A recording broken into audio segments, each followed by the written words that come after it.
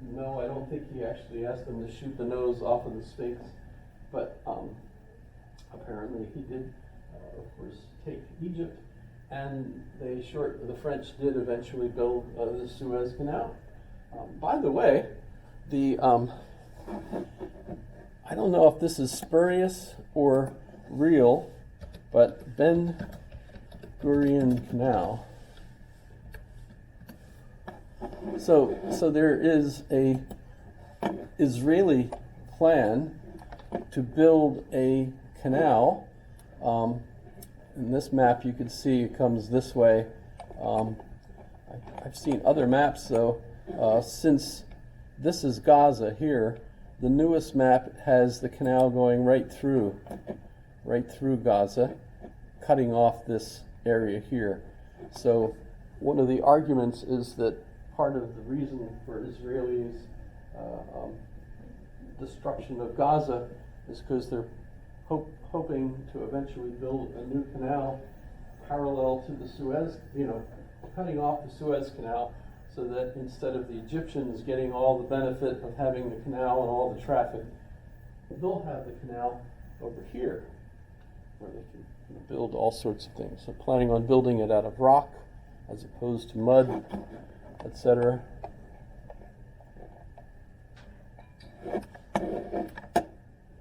You heard that before?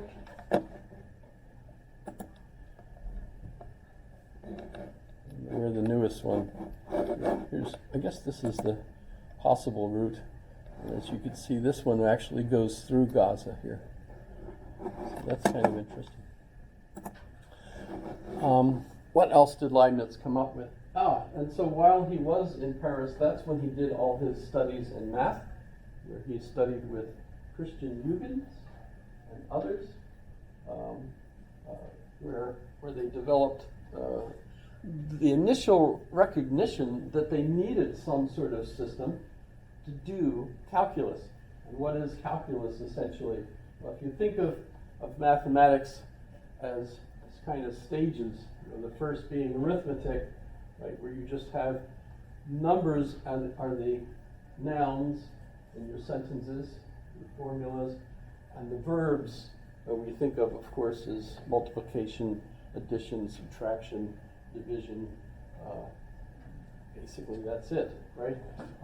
And when you go to the next level, what do you call it? Trigonometry, right? Where you're dealing with some variables that stand for numbers, right? And then you go to geometry, right? Where you end up with variables that stand for areas of numbers, or they represent areas, right? And then you end up with algebra. Did we do algebra yet? Algebra, you end up with lots of variables. But when you get to calculus, you end up doing sets of variables, right? So the neat thing is the verbs remain the same, the predicates remain the same, but the nature of the nouns in the language change and become meta, right? So they're doing the next step and saying we need variables that represent sets of sets, because there's so many different possibilities when you're doing more and more complex functions, which is what Leibniz called them, and functions actually is what they're currently referred to in calculus, as opposed to fluxions, which is what Sir Isaac Newton called them.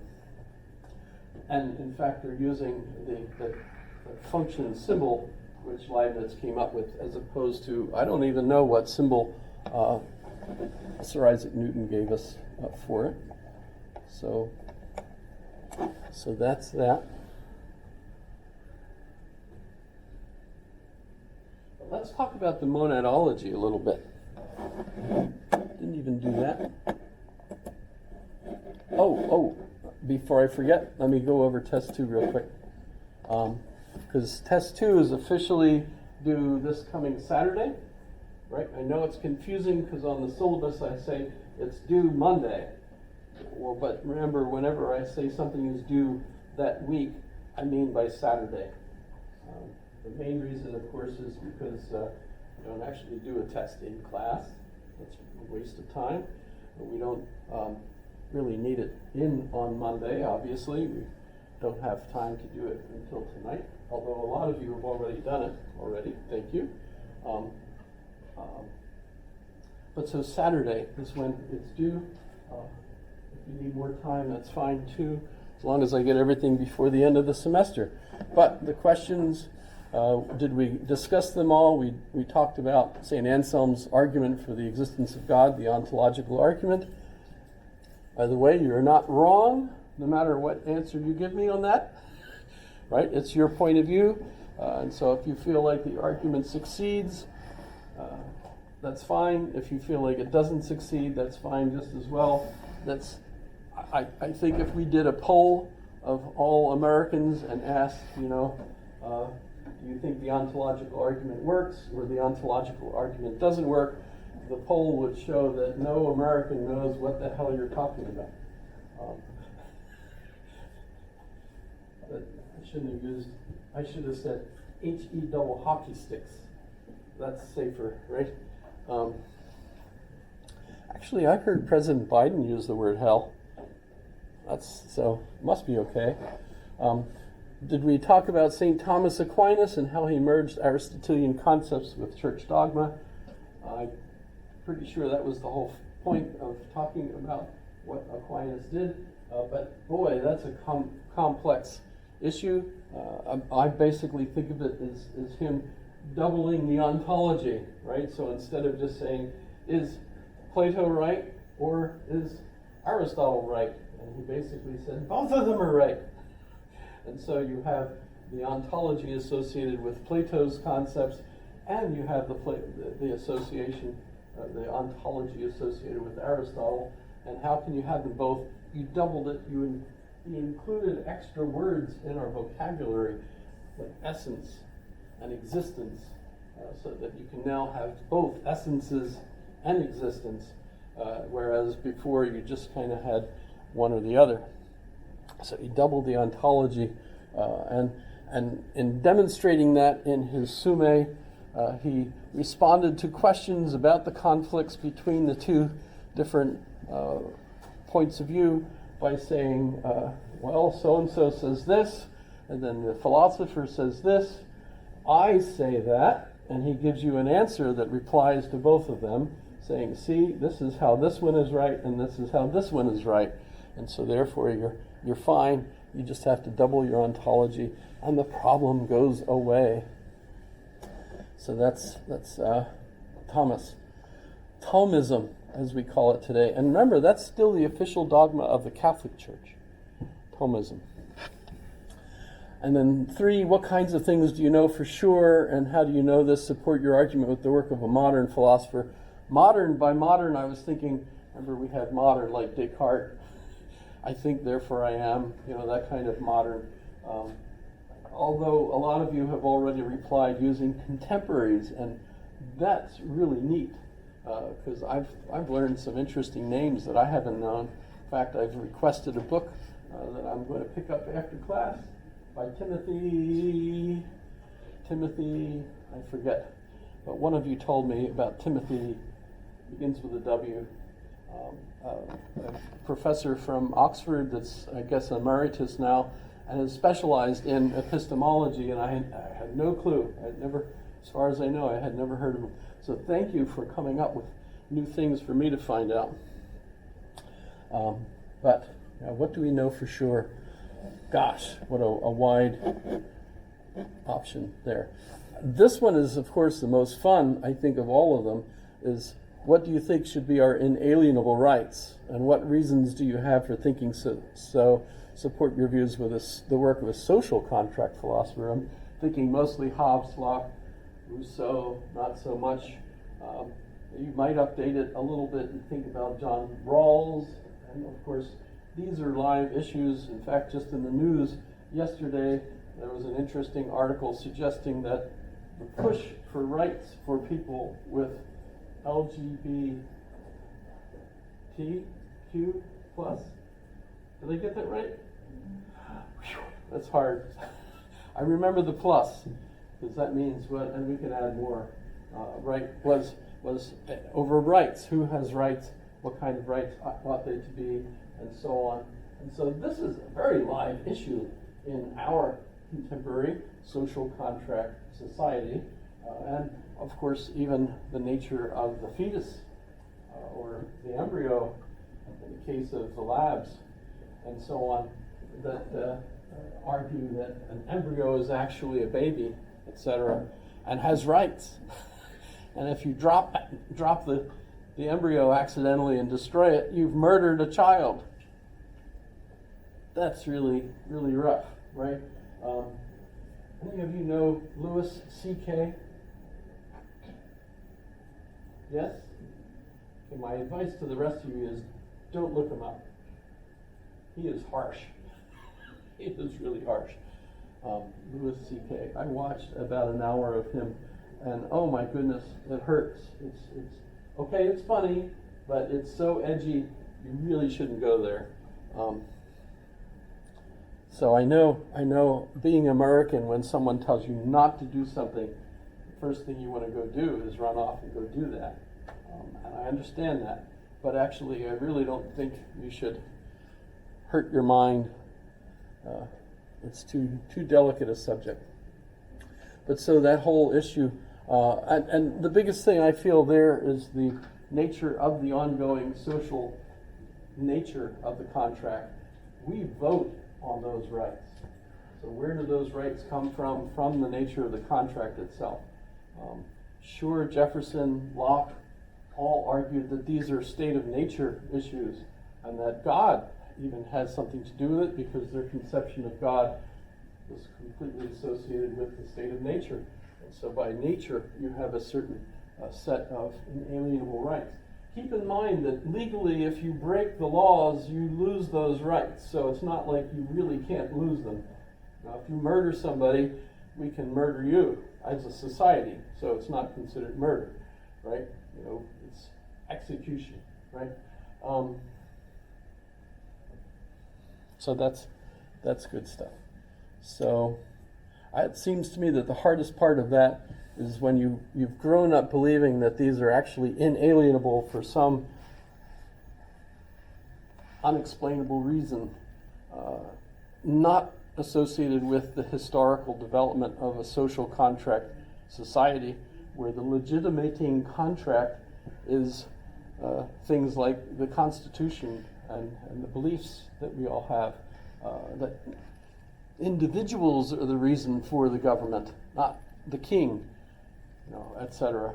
So the historical reason for that's all an important part of that. And then 5, philosophers and scientists that design elegant models. What models? And that's really open.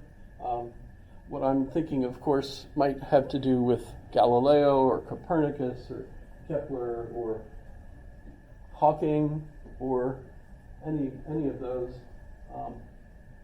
And in fact, the model includes the views that we have associated with what's right and wrong and so on. So that one's really wide open. No wrong answer there. And then 6, are there reasons studying philosophers improves our understanding of ourselves? That's like if you need a question that's an absolute shoe-in, as long as you say positive things about philosophers, you have an A for that one, right? Although you need at least 300 words. Right, because that's how I did 300 words. But boy, if you say wonderful things about how important philosophy is, I'm like, yes. Because I think philosophy is great. Any questions on test 2? No. How about that? By the way, when you're looking at the Wikipedia, I don't know if you like it. I like how Wikipedia puts all the bullets up front and gives you the dates and ugly pictures of whoever. But if you're looking for more depth, obviously, something like the Encyclopedia of Philosophy at Stanford is going to be a lot more, it's going to give you a lot more depth if you're looking for it, obviously, right?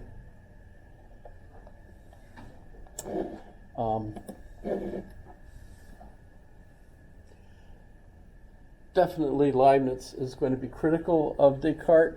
One of the first criticisms is the idea that I still don't know for sure that my body exists. Leibniz thinks that's silly. Where Descartes feels, all I can really demonstrate is that thinking thing exists. My consciousness, my mind. I can't really prove that my body exists. It might be just an illusion.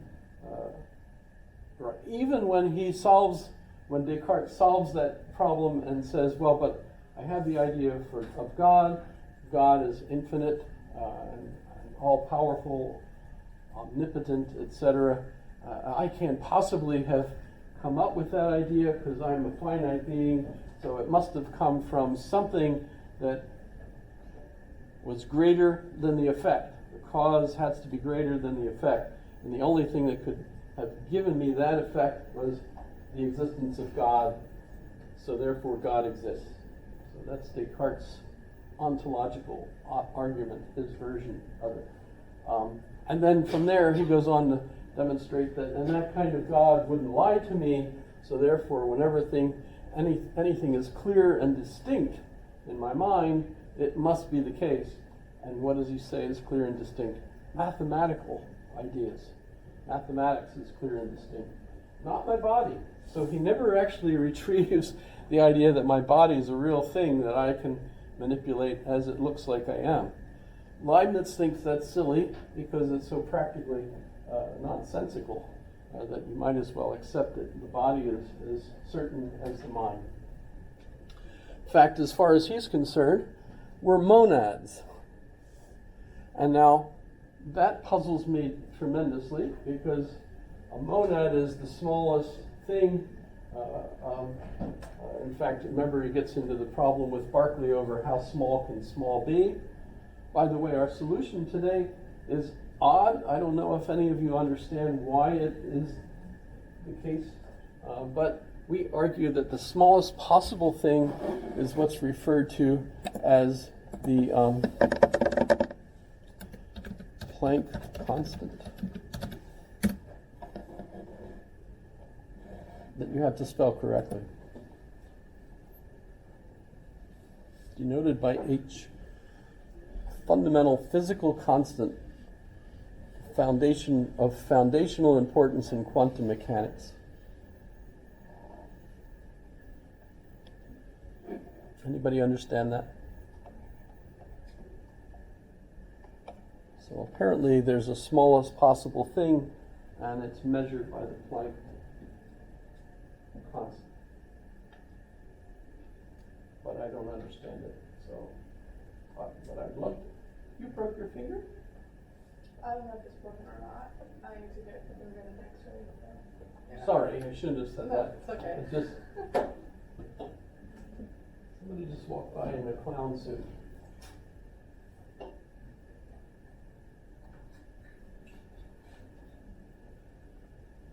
Maybe it's not a clown suit. Maybe it's her PJs. Yes? It looked like PJs, yeah. Looked like PJs. Okay. She didn't have a red nose, which I think yesterday was Red Nose Day. I know it was also St. Patty's Day, but I saw some videos of people saying it was Red Nose Day, and they were like wearing red noses, and I don't know. I'm okay. I just live here, that's all. So the Planck constant, I don't know if that actually resolves things or not. However, we're a soul, and so we're a monad. And I'm confused because if monads are the smallest thing, I think of Leibniz as certainly talking about my whole body as being me. And so is he actually saying that there are larger monads that are collections of monads? No, apparently not. The monads are windowless souls. Let's see, we can go.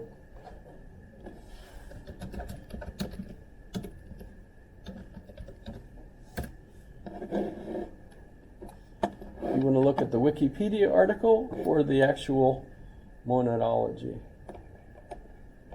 it doesn't look like, we'll just go with this.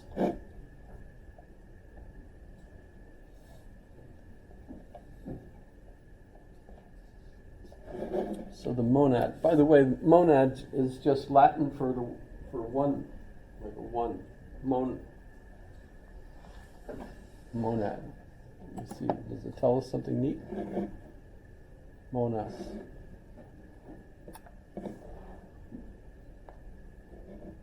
It won't actually say what it is.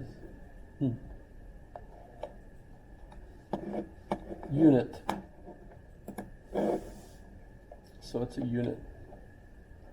But this is really fascinating because contemporary physicists are reading Leibniz today more than ever, because what they're discovering is that his work describes very closely what contemporary scientific studies about the quantum are giving them. Remember how confusing all of that is. I think you have Feynman saying that if anyone says they understand quantum mechanics, they don't understand quantum mechanics. You heard that? Yes? No? Yes? Some of you have heard that. Well, I'll double check, but Feynman, who's also crazy,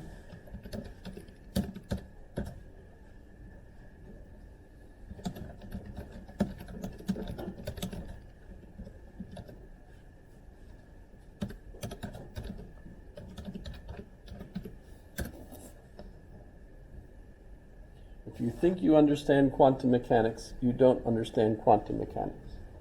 The internet says that I said it right? So that's a good, I'm pretty right on.